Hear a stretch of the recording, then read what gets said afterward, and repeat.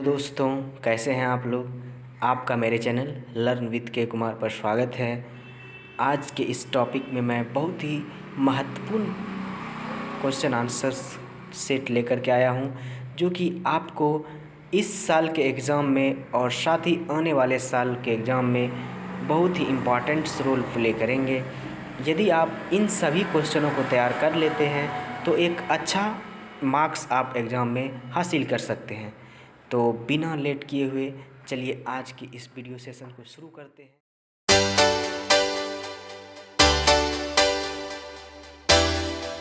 चलिए दोस्तों, आपका एक बार फिर से मेरे चैनल पर स्वागत है। अब हम बिना डिले आज के इस वीडियो सेशन शुरू करते हैं। जैसा कि आप लोग देख पा रहे हैं कि वर्कशॉप कैलकुलेशन एंड साइंस वो भी फर्स्ट ईयर के साइंस एंड वर्कशॉप का जो कितना क्वेश्चन इम्पॉर्टेंस कैटेगरी में पाया गया है या आता है, वो सभी हम लोग आज डिस्कस करने जा रहे हैं। ठीक है, ये मॉड्यूल फर्स्ट है आपका। तो चलिए, पहला क्वेश्चन है, इकाइयों की प्रणाली के दो प्रकार कौन से हैं। इकाइयों की प्रणाली का मतलब हो गया कि आप लोगों ने फिजिक्स में पढ़ा होगा कि भौतिक राशि को मापने के लिए दो प्रणाली है। पहला है ब्रिटिश प्रणाली और दूसरा है मीट्रिक प्रणाली, ब्रिटिश और मीट्रिक। ठीक है, फिर दूसरा क्वेश्चन आपका हो गया, इनमें से मूलभूत इकाइयाँ कौन कौन सी हैं। हम लोग जानते हैं, हम सभी क्या जानते हैं कि मूलभूत इकाइयाँ कितनी हैं, 7 है। 7 मूलभूत इकाइयाँ हैं। कौन कौन सी है, लंबाई, द्रव्यमान, समय, ठीक है, विद्युत धारा, ताप, ज्योति तीव्रता और पदार्थ का परिमाप। चलिए देखते हैं अब इनमें से कौन सा आंसर फुलफिल कर रहा है। जैसा कि देख रहे हैं आप, बी नंबर, लंबाई, द्रव्यमान, समय, आंसर हो जाएगा बी नंबर आपका। फिर है थर्ड नंबर क्वेश्चन आपका कि MKS प्रणाली में M अक्षर क्या दर्शाता है। जैसा कि हम लोग जानते हैं MKS प्रणाली मतलब होता है metre kilogram second, metre kilogram second. M का मतलब क्या हो गया, मीटर। ठीक है, जिसमें आप लंबाई को नापते हैं, लंबाई को मापते हैं मीटर में। M का मतलब मीटर हो गया। 1 इंच में कितने मिलीमीटर होते हैं। 1 इंच में कितने मिलीमीटर होते हैं, 25 यानी कि 25.4 मिलीमीटर। ठीक है, 1 इंच में 25.4 मिलीमीटर होते हैं। ठीक है, नेक्स्ट है आपका कि 12, 18, 6 और 36 का एलसीएम क्या आता है। ठीक है, 12, 18, 6, 36। तो चलिए हम लोग इसको फटाफट निकाल के देख लेते हैं। 12 है, 18 है आपका, फिर 6 है और 36 है। चलिए देख लेते हैं निकाल करके। सबसे पहले एक बार 6 से सब में जा रहा है तो 6 से कर लेंगे। 12, 18, 1 और फिर 6। फिर आप देख लीजिए कितना हो जाएगा, 3 से ना, 2, 1, फिर 2 और फिर एक बार लास्ट में 2 से 1, तो कितना हो जाएगा, 6 × 18 दूना 36। LCM equal to 36। आपका सी नंबर आंसर सही है। एलसीएम कितना आ गया, 36। ठीक है, फिर उसी तरह है 18, ठीक है, 18, 42 और 24 का HCF क्या हुआ। हम लोग HCF भी निकाल करके देख लेते हैं। HCF कैसे निकालते हैं, एक तो भाग विधि से निकालते हैं, एक गुणनखंड विधि से निकालते हैं। आप चाहें तो यहाँ पर भाग विधि से भी निकाल सकते हैं, जैसे है 42। चलिए हम पहले 24 का निकाल लेते हैं। 24 का 18 से करके निकाल लेते हैं।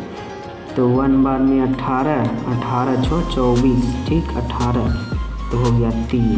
ठीक है, कट गया जी। और यहाँ से इसको अगर हम अब करेंगे किससे, 6 से करते हैं, किस में, 42 में करते हैं, तो 8 छाक 48, 7 छाक 42 हो रहा है। ठीक है, यानी कि HCF कितना हो जाएगा आपका, HCF इक्वल टू 6।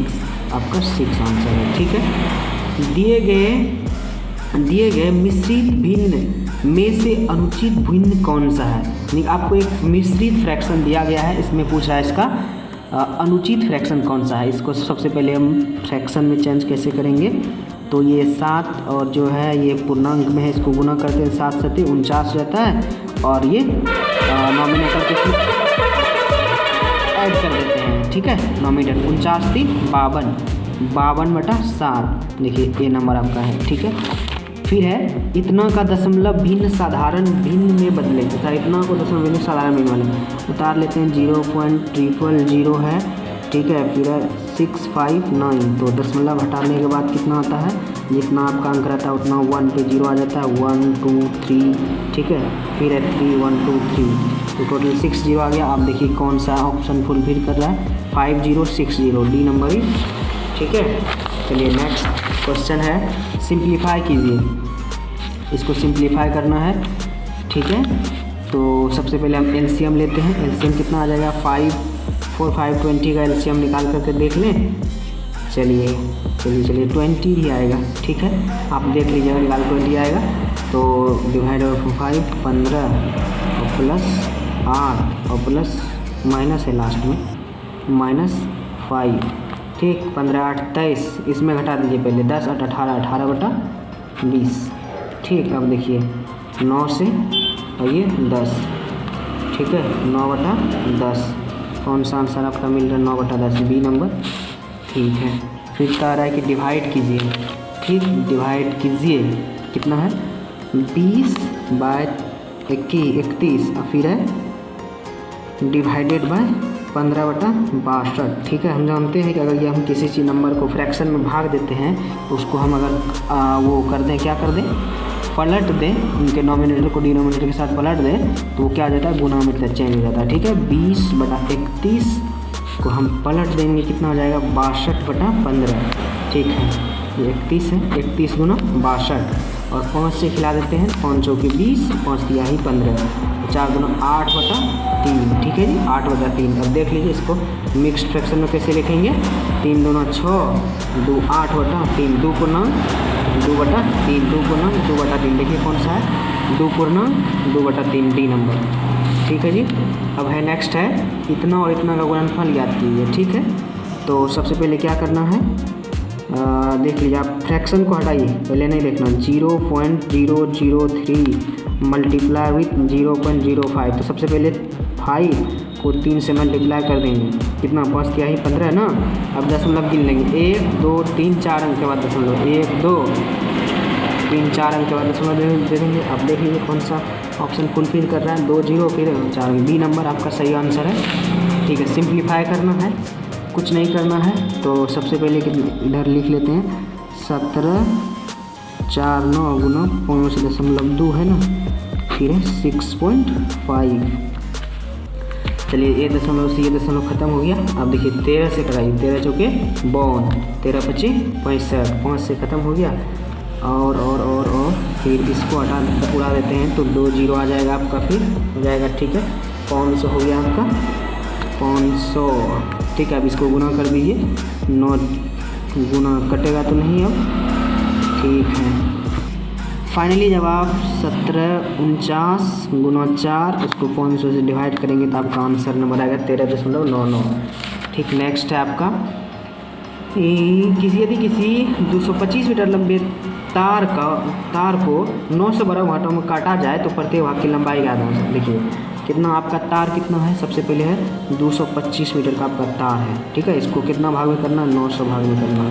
तो कहीं ना कहीं डिवीज़न का ये सवाल है, तो 225 बटा कितना करना, 900। इसको जब आप भाग करके करेंगे तो आपका आंसर आने वाला है 0.25, ठीक है। आपका खुद से करके देख लीजिए, आपका आंसर आपको मिल जाएगा। नेक्स्ट क्वेश्चन है, 529 का वर्गमूल क्या है। दोस्तों हम लोग जानते हैं 20 का वर्गमूल होता है आपका, अच्छा 529 का वर्गमूल पूछ रहा है ना, स्क्वायर रूट पूछ रहा है। 400 का वर्गमूल कितना होता है जी, 400 का वर्गमूल कितना हो जाता है, रूट अंदर अगर रहता है तो 20 हो जाता है। फिर इसी तरह 441 का हो जाता है, 21 हो जाता है। फिर है 400 फिर है 529 हो जाता है ना, 529 है, किसका पूछा, 529 का इसी प्रकार से वर्गमूल हो जाएगा 23 हो जाएगा, ठीक है। 22 का 484 होता है। नेक्स्ट है आपका इतना का वर्गमूल क्या होता है, ठीक है। इतना का वर्गमूल आपका हो जाएगा, आप अगर कैलकुलेशन करके निकालिएगा तो इसका वर्गमूल आएगा 0.13, ठीक है। फिर है अनुपात की परिभाषा क्या है, अनुपात एक ही तरह की दो मात्राओं का संबंध है। क्या एक ही तरह के अनुपात दो मात्राओं का संबंध है, बिल्कुल सही, एक ही प्रकार के दो मात्राओं का संबंध है। नेक्स्ट आपका है 4 किलो और 800 ग्राम का अनुपात क्या है, 4 किलो है और 800 ग्राम का अनुपात क्या है बताइए। तो 4 किलो 4 केजी और क्या है अनुपात में 800 ग्राम, यही है ना। चलिए 4 किलो बराबर कितना, 4000 ग्राम में आ जाएगा ये भी, क्योंकि 1 किलोग्राम बराबर कितना 1000 ग्राम और ये 800, ठीक है। 2 जीरो कैंसिल हो गया, फिर है 8 पंचे 40, कुछ नहीं 5:1 लिखिएगा ये नंबर, ठीक है। 80 का 20%, 80 लिख देंगे, का गुना दे दिए, ठीक है। 20%, 20 और प्रतिशत का 100, ये 2 जीरो ये 2 कैंसिल हो गया, ठीक है। उसके बाद आपका ऊपर से 8 आ गया और फिर 2 आ गया, फिर कितना हो जाएगा इक्वल टू 8 दूना 16, क्योंकि आपका ऑप्शन में नहीं है तो इसका थोड़ा सा ऑप्शन देखना पड़ेगा। तो चलिए अब हम आगे बढ़ते हैं। अगला सवाल है आपका कि 40 किलो का 8% कितना होता है। तो उसी तरह से हम चलेंगे, 40 का 8%, ठीक है। प्रतिशत का मतलब 100, ठीक। 40 से 1 जीरो चला गया, ठीक है। फिर ऊपर 8 चौके 32 गुना हो जाएगा ऊपर में, और नीचे बच गया 10, ठीक है। 10 से डिवाइड करने का मतलब क्या है, बीच में एक अंक के बाद दशमलव, 1 जीरो है तो 3.2, ठीक है। कितना हो जाएगा 3.2 kg, आपका ऑप्शन नंबर बी, ठीक है। उसके बाद अगला सवाल आपका है कि 52% को भिन्न में बदलिए। 52% का मतलब क्या हुआ दोस्तों, 52/100, ठीक है। अब इसको हम भिन्न में बदलेंगे। पहले नीचे कितना है, 2 जीरो है, हम लोग जानते हैं जितना जीरो रहता है उतने अंक के बाद दशमलव बैठा देते हैं, तो 2 जीरो है तो 2 अंक के बाद यानी कि 0.52, यानी कि ये दशमलव में तो डायरेक्ट ये पूछ रहा है 0.52, ठीक है। 0.52 अच्छा, इसको भिन्न में बदलिए, भिन्न में बदलना है, कटा देना है, सिर्फ कटा देना। 13 चौके 52 और 25 चौके 100, देखिए है आपका 13/25, 13/25, ठीक है। आंसर आपका हो गया। अगर आपको पॉइंट में पूछता तो 0.52 सही था, और अब फ्रैक्शन में पूछ रहा है तो 13/25 आपका सी नंबर ऑप्शन, ठीक है। नेक्स्ट आपका इतना दशमलव भिन्न को प्रतिशत में बदलिए। प्रतिशत में बदलना है इस भिन्न को, ठीक है जी। प्रतिशत में बदलने के लिए 100 से गुना करते हैं, सबको पता है। 0.456 को प्रतिशत में बदलना है, प्रतिशत का मतलब होता है 100, ठीक।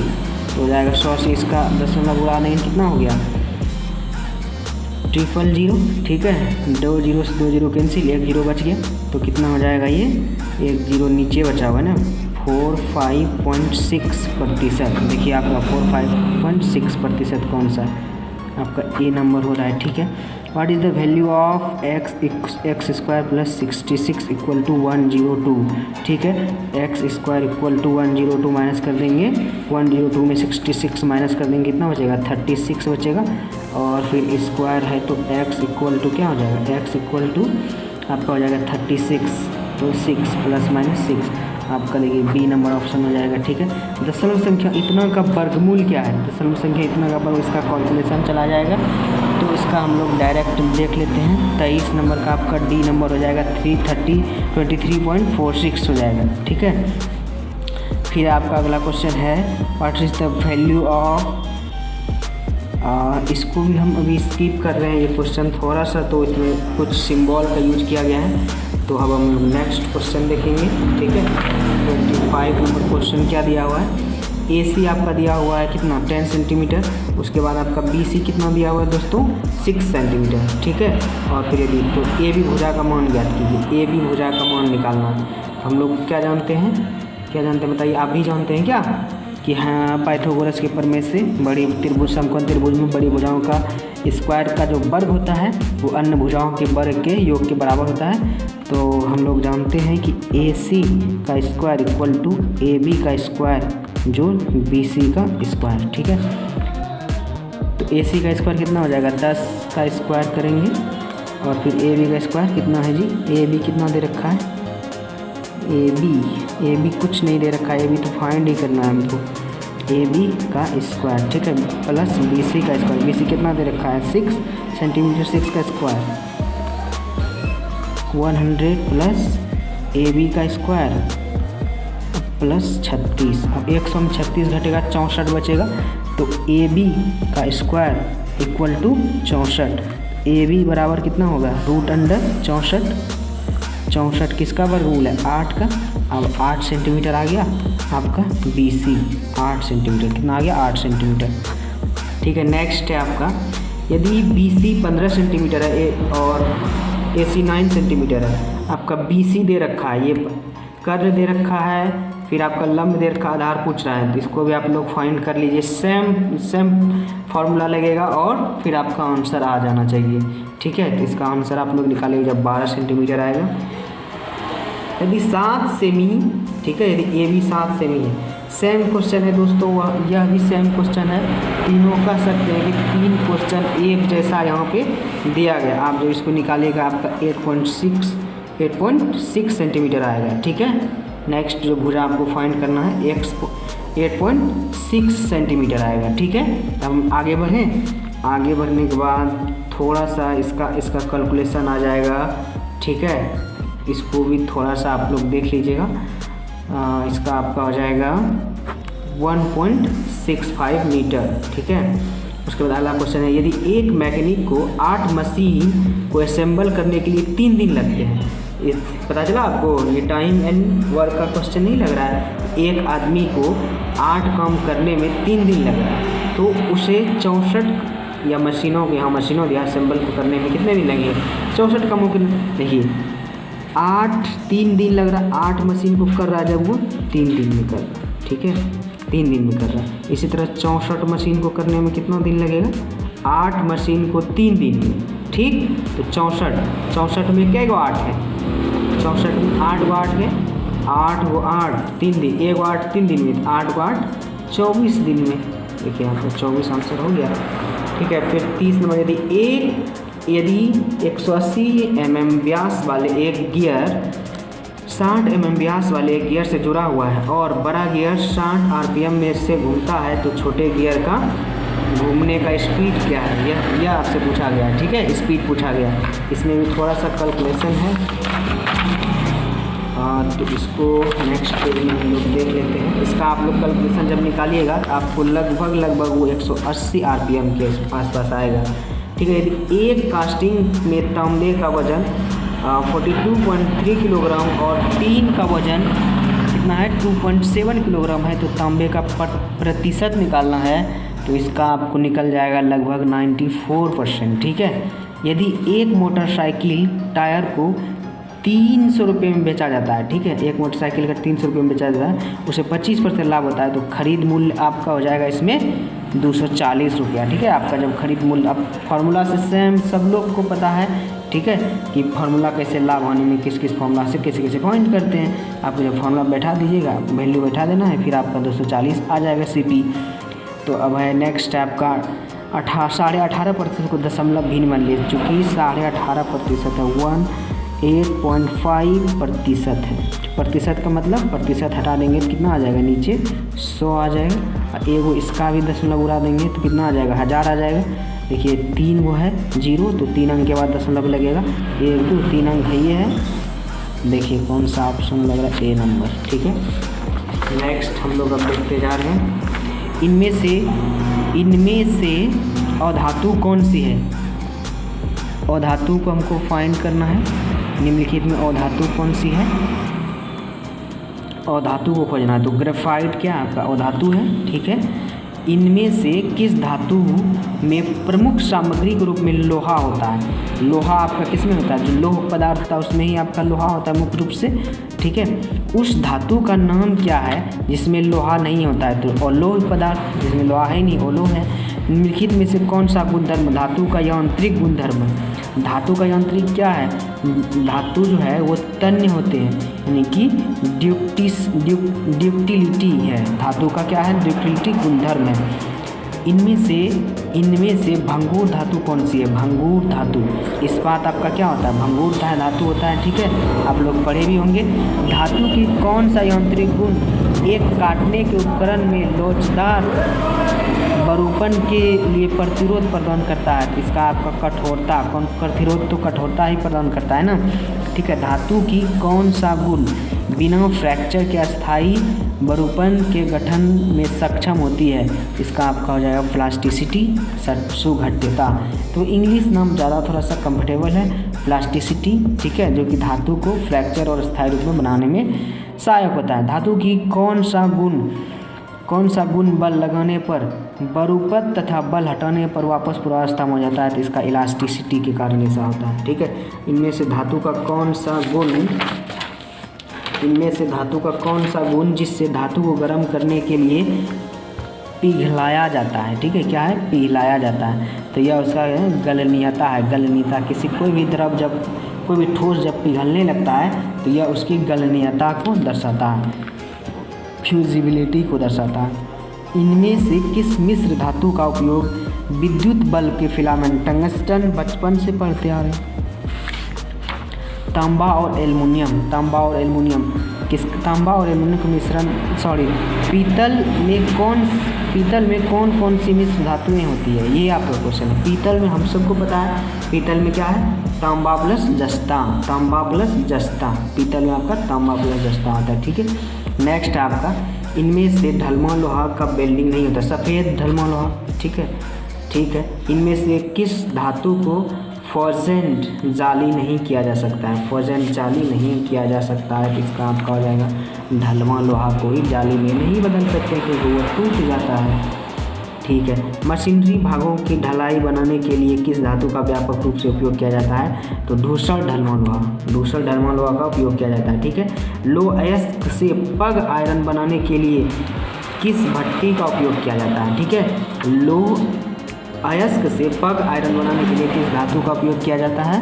इसका आपका हो जाएगा ब्लास्ट फर्नेस का। ठीक है, ढलमा लोहा बनाने के लिए किस भट्टी का उपयोग किया जाता है? तो ढलमा लोहा बनाने के लिए कपोला। ठीक है, कपोला भट्टी का उपयोग किया जाता है। निम्न कार्बन स्टील का दूसरा नाम क्या है? तो बताइए, निम्न कार्बन स्टील का दूसरा नाम क्या है? स्टील का मतलब क्या है? हल्का स्टील। कार्बन स्टील तो और हल्का हो गया। मध्यम कार्बन स्टील में कार्बन यानी कि देखिए, कार्बन जो है, कार्बन में स्टील की प्रतिशत 3 प्रकार हो सकती है। एक तो उसमें ज़्यादा का स्टील की मात्रा है, ठीक है, या उसमें ज़्यादा बोल सकते हैं कार्बन का कितना प्रतिशत, स्टील में कार्बन का प्रतिशत जितना रहेगा उतना प्रतिशत हम निकाल सकते हैं। तो जो अच्छा कैटेगरी का तो चलिए दोस्तों, इस वीडियो में इतना शेयर कीजिए कि यह वीडियो आपके दोस्तों तक भी एग्ज़ाम के पहले पहुंच जाए और वो भी अच्छा स्कोर कर सके। धन्यवाद।